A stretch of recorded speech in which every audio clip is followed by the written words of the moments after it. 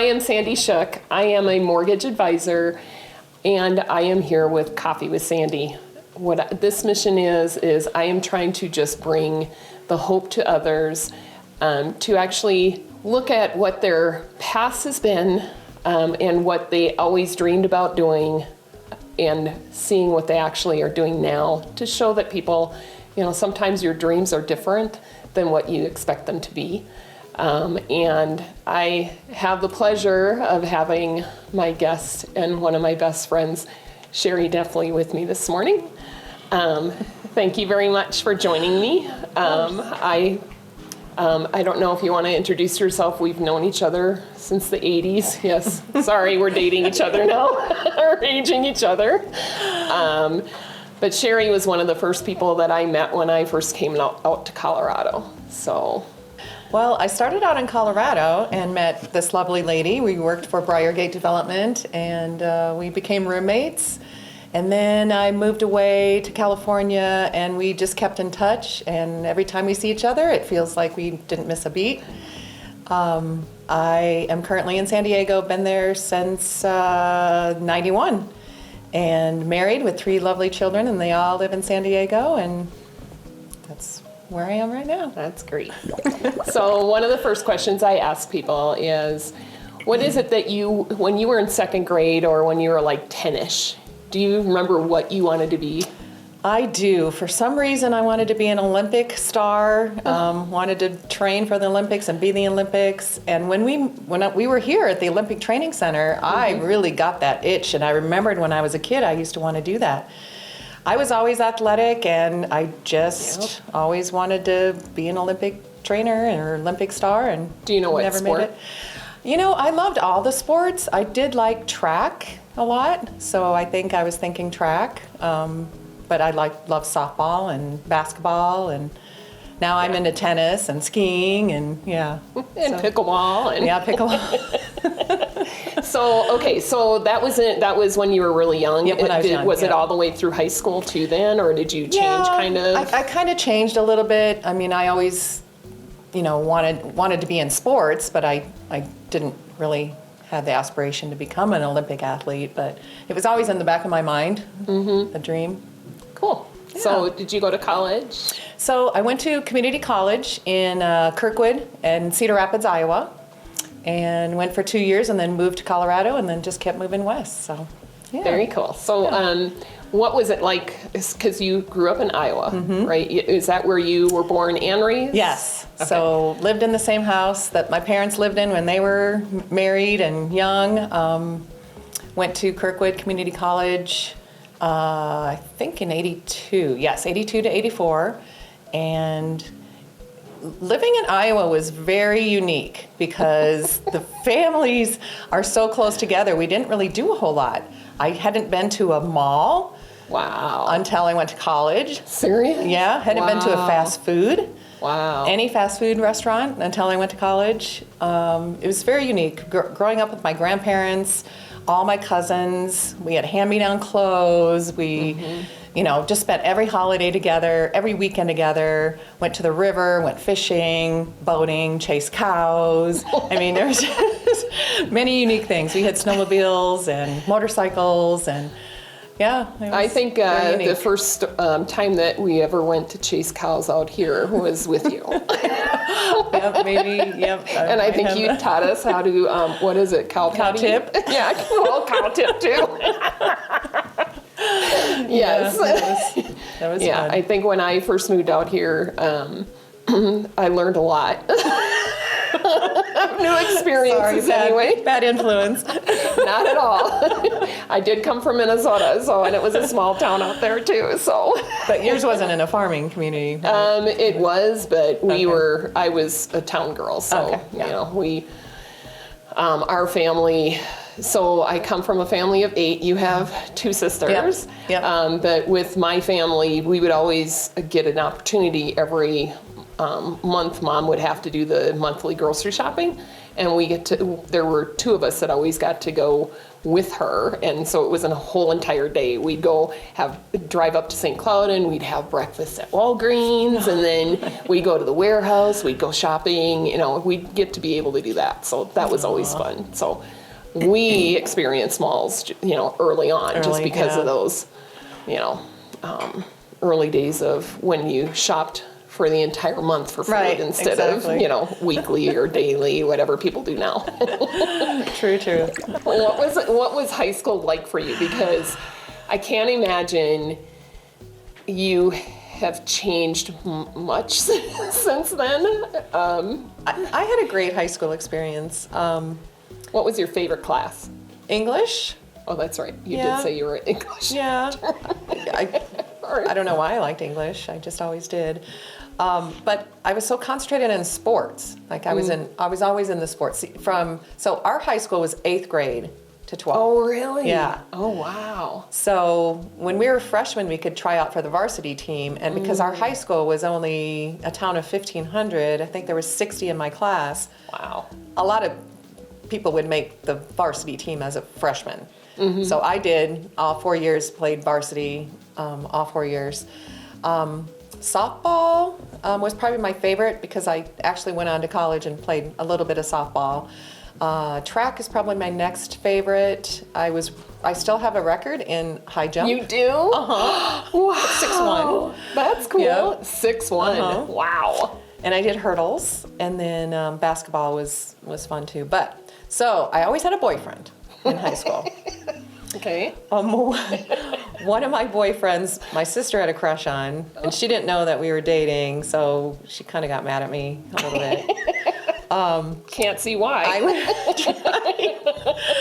I would drive my sisters to school, and I would drop them off before I got to the parking lot, just because I didn't want anybody to know that I had to take my little sisters to school. And then afterwards, I would give that boyfriend a ride, and so that's why my sister kind of got a crush on him. Anyway, yeah, it was good. We didn't do a whole lot. Back then I had a curfew of midnight. Midnight? So, yeah. Wow. Yeah. Ours was when the whistle went off, and if we weren't home, Oh, well, what time was that? 9:30, 9, Oh, I don't know. well, this was only on weekends. Oh, okay. So midnight. So we didn't have cell phones, as you know, back Yeah. then. So the only way that I could track where my friends were is they would call my mom and dad's house. Mom and dad they'd tell them where we were, and then I would call mom and they'd say, oh, they're at the bowling alley. That's the only way. Or you would just drive through the town of Postville and see somebody at the stop sign. But yeah, I mean, it was a great experience. I kind of wished, my coaches would have pushed me more to have that dream of becoming an Olympic athlete. And I kind of wish that I would have been pushed to go to a 4-year college, finish my 2-year and then go to a 4-year. But other than that, my high school was, great, small. Yeah. Wish my kids could have gone to a small high school because their high school was huge. Yeah. And I just think you're closer to the teachers and the students when it's just a small high school like that. You know what's going on with everybody, so you can support them or, walk away. Exactly, yeah. Tell me a little bit about your mom. My mom, she's just bubbly and smiley all the time and just so positive.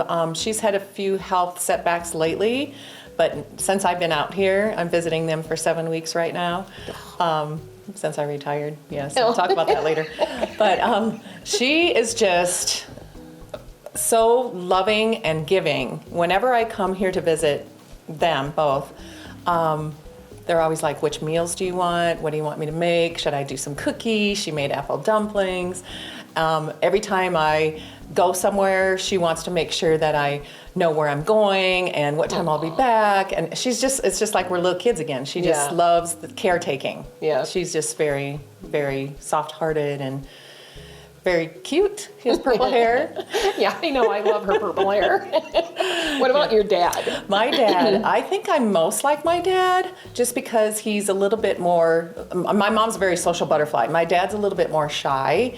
I wouldn't say that I'm shy, but I'm in a social setting. My mom will go up and talk to everybody, and my dad just kind of sits back and watches, and that's kind of what I do. Same here. People yeah, don't believe that, right. you Yeah, know, but it's I like, know. yeah, it's much easier just to kind of observe. It is. I love Observe and people then, you watching. know, decide. Yes, yes. But he's also very much of a caretaker. So when I was driving out here, I would call my dad and say, Dad, we don't have any phone coverage. I want to make sure I'm going the right way. He gets out his wow. atlas and he says, oh, you have to take a left on 52 or 70. I mean, he knows how to read a map, which I don't. I just follow my ways. But when we didn't have coverage, I was kind of panicking. But he's so lovable. Oh, and you mean when you came out here from California? I had drove. Yeah, yeah. Okay. So it was kind of scary at points when I didn't know for sure where I was going. Yeah. He is one of those guys that you just sit down and you start talking to him, and he knows everything about everything. He just brings a lot to the table, and he's just so sweet and so loving, and I just love both my parents so much, and I'm very lucky I still have them, and they've been married for 60 years. Wow. And yeah, just So you just had a great celebrated, time. right? We celebrated in Puerto Vallarta with them. Wow. Our whole family, and Susie, my sister, and Stacy, my other sister, and their families too, so it was very nice. Yeah. Yeah, they're the best. But what was it like having two younger sisters? Because you're the Yes. oldest of the three, right? Yes. So Susie got left out a little bit because she's the middle child. I would baby Stacy. I called her Baby Oinky. Oh, you're And I cute. used to hang onto her hand, and she'd like pop up and down, and yeah. And then Susie would pull her hair because she'd get so mad at us because we ganged up on her. And we all loved each other though. We had so Yeah. much fun. We used to have a fort in the woods, and we had our own like grocery store where we'd have shelves. We'd line it up, and I wanted to be a clerk too, like a grocery store lady Yeah. clerk. So we had fun in the fort, and then we also had a snowmobile trailer where we would sing songs. We had a microphone, almost like karaoke, Oh, wow. and we'd do like Donny Osmond and Leif Garrett, Yeah. and the Oh. Bee Gees. And Wow. so we'd You're put on bringing up some shows. good ones.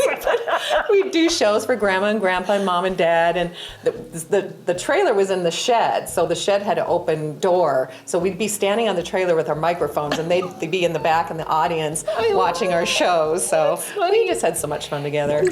So before you moved to California, I don't know, it was maybe a year before you went to California, you went after a contest, a leg. Oh, yes. What was it called? The best it was- legs or whatever. It was a leg contest, but I didn't have to wear a bikini, so I was like, oh, I think I could do this. So I just had a short And dress you had on. friends with loud voices. So that's what helped too, is it went by applause. It didn't go by who's the prettiest or who has the best legs. It went by You applause. did have the best legs. Oh, thank you. But so I invited 50 of my friends. Yeah, and there's a lot of had to us. go on stage. I think there was only like 6 or 7 people in the contest, and it was at the Sheraton Hotel. I remember that. So yeah, I got on stage. The applause was so loud that I won a trip for 2 to Paris, France, and just. And she didn't take me. I took my boyfriend at the time. I probably would have had more fun with you for sure. Oh, I think we would have gotten in a lot of trouble. Probably wouldn't have made it back.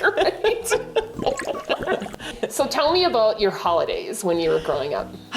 So it was all about family. We'd go to Grandma's house, and I remember early in the morning, we'd have our Christmas, our little family Christmas, and we didn't have a whole lot back then, so I think we got 3 presents each or something like that. It was just so special though.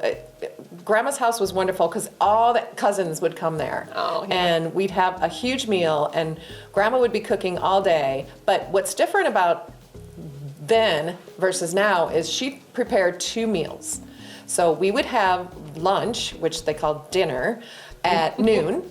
So we'd all eat, and then we'd play games and run around outside if it was warm enough. And then at 4 or 5 o'clock, we'd have leftovers. So it would be our supper. Oh, wow. So we'd spend the whole day at Grandma and Grandpa's house. Yeah. So just family. And that was every holiday, or was it just mostly Christmas that you? That was mostly Christmas. Also, we'd always have a surprise visit by Santa. So one of the cousins would be Santa and ring the doorbell and bring us all a gift. And yeah, it was just. Did that ever scare you? No, because I remember never. when we were little. We used to have Saint Nick come the 6th of December, I think, is when Saint Nick comes. Okay. And he would come with that, pole with the bells, and he'd boo, boo, boo, Scare you. tell us what you've done. No, our Santa was nice. Yeah, but then we'd get candy canes or something, right. in the end, because, we would definitely tell, all the things that we've been really good. One of the holidays I remember too is May Day. I used to always pick flowers and put them in a basket and ring my grandmother's doorbell and hide. So she'd open the door and see the basket and say, "Oh, someone brought me flowers," and she always knew it was us girls. Yeah. But That's May Day was really very special sweet. in Iowa. Yeah, the flowers were just blooming and they were really pretty, and we'd go mushroom hunting for morel mushrooms about that same time too. And I remember doing that once with you here. yeah. We did a lot. Yeah, we did. Easter, I remember Mom and Dad just hiding Easter eggs and having an Easter basket. They'd hide the Easter basket. One time I found it in the oven. The oven wasn't on, but, that took forever to find that Easter basket. I never even think about hiding. I know, right? What a good spot. Yeah. But yeah, I mean, we didn't do a lot of community things like with the town or anything, but we just always did family things with every holiday. That's great. Yeah. Yeah. Well, Easter, we used to always color eggs, and so that's kind of the tradition that I brought into the family, and it's always the Saturday before, Right. and then hiding them all and remembering where did I put them all. Yes, for sure. One of the missions of my podcast or my Coffee with Sandy is really to get to know people and to let everybody else know the people that are important in my life.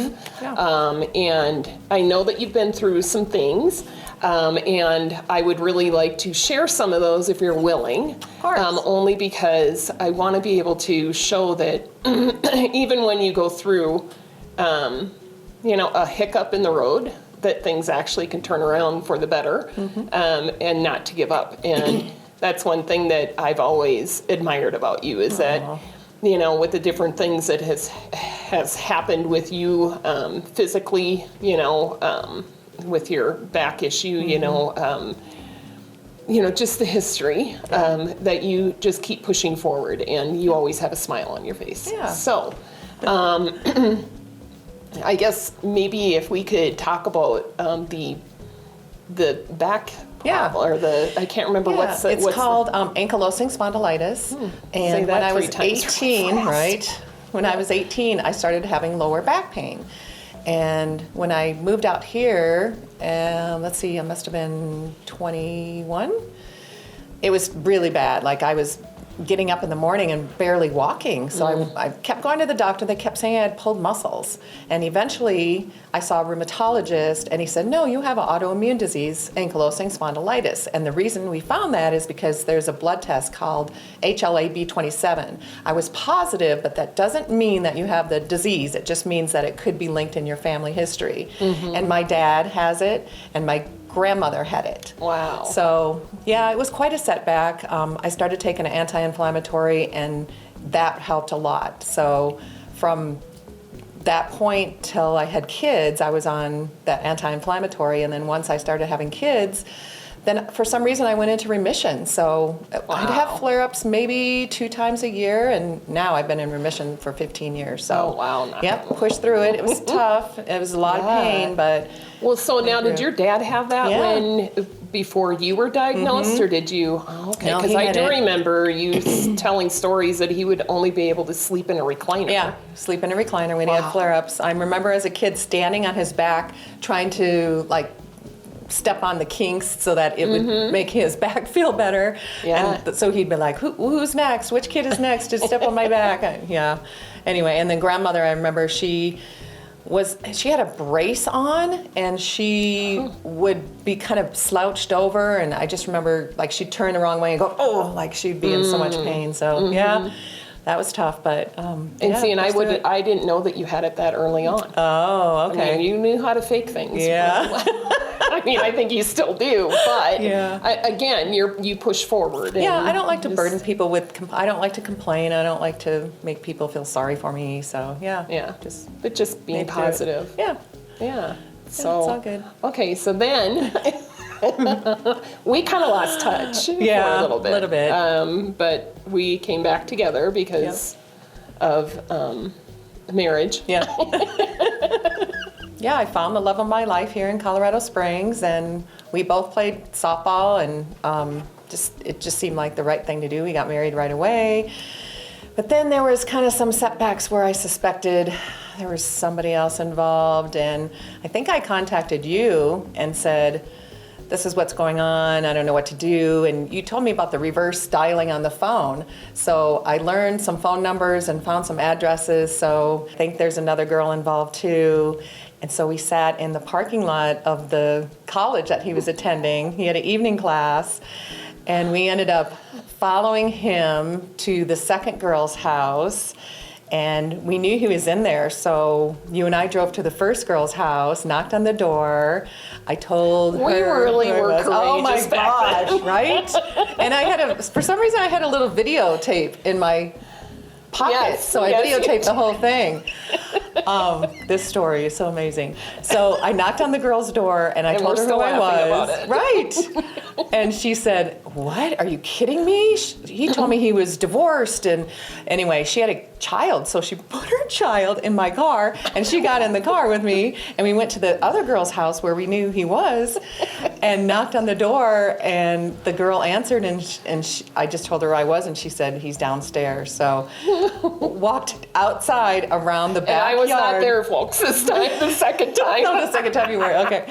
I opened the gate, and the other girl's behind me, and he's on the side of the house, like hiding, and I just turned around the corner, and he just went, oh, and I slapped him. I was so mad. And then the other girl comes behind, and he's just like, oh my gosh, like he knew he was busted. It was, This is totally a book. Oh my gosh, I'm telling you. Have you written anything? No, I should. It should be a movie, right? Yes. Yeah. But you know what? I grew up in Iowa, and you forgive people, and so I said, let's go to counseling, I will forgive you, and he wouldn't show up. He showed up for one counseling, so finally I'm like, you know what, we're gonna get a divorce.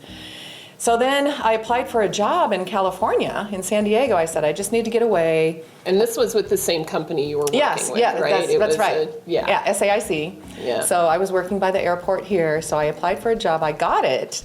So my company said, we'll pay, it was a certain amount of money for a U-Haul truck or whatever. Mm-hmm. So two of my friends from here threw in their stuff in my U-Haul truck, and we all took off and drove to San Diego. I just can't imagine doing this at this day and age, right? Doing something like that. Now it's like... In the 80s, right. Ooh. I know. I mean, we didn't have that much money. None of us did, but we... But that goes to show that no matter what happens, don't forget that you can push on, and you can actually, make a good thing out of something bad, and sure. And be courageous too, not just be afraid, be frozen from fear. Mm-hmm. And honestly, everything that you've done in your life, it's just crazy. So you drove out to California, and I thought you met Mark before. So my current husband is Mark also. So I did talk to him on the phone. He worked for the same company. We talked on the phone for like a year, but we never flirted or anything. It was just kind of, professional. Mm-hmm. And he knew that I got the job in California, so he said, when you get out here, let me know, and I'll introduce you to people or whatnot. So I went out there, and yes, it was like love at first sight. We looked at each other in the eyes, and we were just like, oh my gosh. And I wasn't looking for another relationship right away. Right. I just wanted to, start all over. So I kind of pushed back a little bit. And he kind of lived on a boat. Yeah, he lived on a sailboat at the time. And I'm like, Sherry, really? Is that what you really want? And I think he had a cat in the boat too. So Oh my gosh. yeah, that was funny. So yeah, we fell madly in love. We've been married 30 years now, and Wow. we got engaged like 2 years after we met, and then got married the next year, and then had a kid the next year right away. And Yeah. then, If there's anything in the world that you could do to change or try something new, is there anything, or did you kind of live everything out so far? I always wanted to be an administrative assistant, and I enjoyed that. But I kind of wish what I would have done is finished a 4-year degree. I have a 2-year degree. When I was younger, I was like, darn, should I continue that? I did a little bit of classes at CU Boulder, but I never really finished. Maybe I would have wanted to move up to, project management or something like that. But once I started getting a little older after the kids were out of the house, I'm like, no, this is a perfect way to end my career because I'm stress-free. I love my job. I didn't have to switch companies, too often. I only worked for probably like 3 or 4 companies my whole life. I only had 8 bosses my whole entire life. Wow. Yeah, Wow. so I was very lucky in that regard. And I wouldn't want to change anything about it. And That's cool. being able to retire early too, it just puts the icing on the cake. Is just perfect. Well, because now it opens your whole schedule up to, Yep. whatever comes up now, Yeah. instead of, having to work around your 8 to 5 or Right. how many hours. I can't. Exactly. You knocked down your hours too, didn't Yeah, you? so no, we had every other Friday off, so we worked Oh, okay. 9-hour days. So every other Friday off was great. Yeah. But about 3 years ago, I started doing dog sitting. Oh, So that's kind of that's my right. retirement plan too. Is when, in fact, that's why I have to go home next week. Is because I have 2 dogs that I'm watching. But so I'm on Rover.com and started doing that and really enjoyed it. So that's So my you're backup finding plan. your next your next plan of attack, I guess, Yes, or whatever. exactly. So just to keep yourself busy and keep yourself young. Yep. Any bucket list-ish items? I really would like to do a Norwegian cruise. I'm not a big cruise person, but I am from Norway. We're German and Norwegian, so I've always wanted to go on a 10-day cruise and see all of that area. And so What is it that you are most proud of in your life in my life, so far? well, I guess raising 3 wonderful kids. Yeah. Garen is a bartender and has his own ring business, so he's doing very well. Nicole is working in the corporate world as a financial analyst, and she is a project scheduler and works for a major company and just keeps climbing or working her way up the corporate ladder. And Brennan works for Anheuser-Busch right out of college, and he's moved his way up to business development manager, so he runs all the accounts in San Diego and bars and restaurants, and there's so many perks for him working with that company. So it's just, when I see my kids interact with other people, other adults, I'm just so proud of them, the way they can carry on a conversation and look people in the eyes, and they're just really sweet kids. So I guess I'm really proud of that. That's cool. Yeah. So one of the things, Alex just went off to college last fall. And one of the things that, I had a conversation with him, and I said, it's just really sad for me. But I said, I also believe that I did the right thing as a parent. If you guys want to, take off and spread your wings and do what you want to do for the rest of your life, or, figure it all out for yourself instead of relying on me or your dad to figure things out. I said, so, I think that would be probably something too, that I think that having kids is great, and if you can actually teach them how to be responsible adults and respectful, and find a way to actually find what their passions are. Yeah. And I think that your kids have picked up your wanderlust. Yeah, they have. They love to travel too. And I told the kids too, one of the quotes that my mother-in-law used to say, if you love your job, you never have to work another day in your life. Yeah. So I feel like all my kids love their jobs, and I always love my job. I was going to so, say, you've always yeah, loved your job. always You've loved always my been job. really good at it. Yeah, I mean, I was an administrative assistant, so it's a little different than a stressful job that, you know, you have to carry your own business or whatever, but. But I think administrative assistant is very stressful. But you're I'm a very planner. organized. I'm very Yeah. organized. Yeah. I love the social part where, you know, people would come up to my desk and need help with something, and I really enjoyed pointing them in the right direction, or I knew who to contact, or, you know, and then we had a lot of parties that I had to plan, which was great. yeah. Social events, happy hours, dinners, and I've just really enjoyed that too. Conferences. Yeah, you're right. It helped to be organized for sure, and a planner. Yeah. That's cool. Yep. You have always been a very positive person.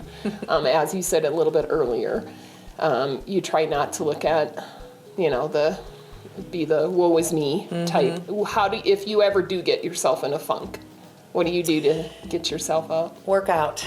Really? That has been Oh, wow. my saving grace. With my back disease, I've always learned I have to do something every day, whether it's just go for a walk or go to the gym or do yoga or breathing exercises or whatever. So if I catch myself in a funk, I know that I just have to go do something. Yeah. We have a lake in San Diego that is 5 miles around the whole lake, and Oh, wow. I don't listen to music while I'm working or while I'm Really? walking. Not working. So I'll go around the lake and just enjoy the outdoors, the sound of the birds, the sound of other people, and that's what I do to get out of my funk. That's cool. Wow. I didn't realize that you guys had a lake Yes. close to the house. Yes. You ended up in that house because that whole area was devastated by the fires. Yes. 18 years ago, Wow. 2,400 homes burned in San Diego with the Cedar fires, and it was quite devastating. Our house did not burn down, but we lived in a neighborhood a few blocks away, and someone was selling a lot in our neighborhood, and we decided to buy the lot and rebuild with the whole group. So that's how we got in our house 18 years ago, and yeah, that was... Again, another devastating, event that happened, and you guys turned it around. Yeah, To be positive. I think that's what I love to be able to share, is that the people that I know, it's like life just doesn't stop because, something bad happens. Right. We can actually really look at, what next, Yeah. instead of,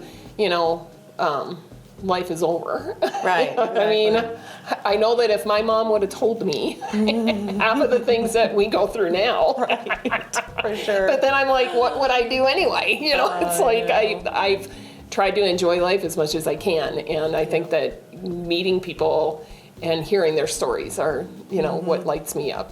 So, Yeah. who in your life knows probably everything about you, or if You not, do. Yeah, okay. And I find out even more when we sit Yeah. down, and because we actually, because we see each other at least once a year. I mean, if I could come out to San Diego, which of course I really think I need to start doing now, Yes. especially since you retired. But I don't know if I know everything Yeah, about you. I I know know. so much about you and your family because I've been so included. Yes. But it's just more the different things that you've gone through that it's like, wow. Who's there? I mean, Yeah. when last week when we met up with some friends that you knew that you introduced me to years and years ago, Mm-hmm. I sat across the table. I went, I lost a lot of time, because of the different the stories that you guys were talking about. But who else? I mean, Oh, it can't my just be- sisters. Yeah. My sisters, they are my rock. I can call them up anytime and they will help me through anything. And I feel like I'm the mediator for them too. And I help them through a lot of things that they've gone through too. But yeah, they know everything. My sisters are the best. One lives in Seattle, one lives here, as you know. And so we've just always been real close. And being able to travel with them, we went to Puerto Vallarta, we've Yeah. gone, so many places, all our ski trips. cruises. We went right after high school, right after Garen graduated from high school, we went on a cruise, the whole family. And Oh, that's right. Yeah. I didn't make that one. yeah, I know. really wanted sorry. to so bad. It's not like you never invited me. I know, It was just bad timing or. Yeah. So that they're great. They're my Well, rock. and you guys laugh a lot. Yeah, You we know, do. I mean, it's like, I think that you your smile is contagious, and it's just kind of like you will, if somebody isn't smiling, you do something to. It's funny. I asked my dad the other day, Dad, how would you describe me? He goes, always happy. Yes. All right. Because we are talking about family and our holidays and stuff, I just kind of want to know what is the best memory that you have with your sisters. Well, we used to have a trailer on the Mississippi River. So Mom and Dad would take us down there probably every other weekend during the summertime. So we'd have a boat, so we'd go skiing. And I remember one year we were on the sandbar. I went to go throw a clam because I was always doing some sort of sports things and hit Susie and chipped her tooth. You did? Yes, Oh, I felt no. so bad about that. But yeah, I mean, we would water ski with the rope in our mouth, between our legs. Dad would just pull us around and around and around. We would just have so much fun. We love going to the Mississippi River. We'd have a canoe down there, go canoeing. Wow. There'd be water snakes. My sister's still terrified of snakes. I can't Susie imagine is. why. Oh, yes. She is. By the way, I guess I should mention that I got bit by a rattlesnake one time. Oh, yeah. Yeah, okay. And was that in front of Susie? 'Cause- No, but she's more traumatized than I am. No, I was running in San Diego and I felt a tumbleweed on my leg and I looked down and there's a snake hanging from my leg. Oh, my gosh. Went over the That just gave me guardrail. chills. I know. Holy cow. I stepped over the guardrail and it's still hanging from my leg. And then it fell off when I ran across the street to my work and said to the security guard, take me to the emergency room. I just got bit by a rattlesnake. And he took me in the emergency room and it didn't shoot any venom in me, so they didn't have to do the anti-venom. But I had 2 sets of fang marks on my leg and it was the weirdest thing. 2 sets? 2 sets, yeah. And they It must have kind of like started falling off and clung on again. Oh I my don't know. gosh. Yeah, it was. Oh, Yeah, who gets well, bit by a rattlesnake? and survives to talk about it. Thank God it was you. Yes, for sure. But yeah. Wow. Oh my gosh. Yeah. Well, I really appreciate you coming in today to Yeah, talk with me. of course. You know, I love to share your story because you are such a positive influence in not only my life, but other people's lives too. And I'll try not to cry while I talk about it. Oh, thank you. But I'm very grateful for the joy that you've brought to my life and the friendship that you have continued to foster, even with you not being, you know, in my general vicinity. So I'm glad I could capture the time with us together, and I look forward to the next time you come out and the stories that we get to talk about. I love having you hang out with me. You're very special. You've always been one of my best friends. You're just always so sincere and kind and just so fun to be around. So I thank you for our friendship too. Thank you. So again, thank you, Sherry, for coming in and having coffee with me, Yes. more official coffee. I just want to let anybody else know that that's out there that's listening, just really keep a positive attitude, keep the hope going.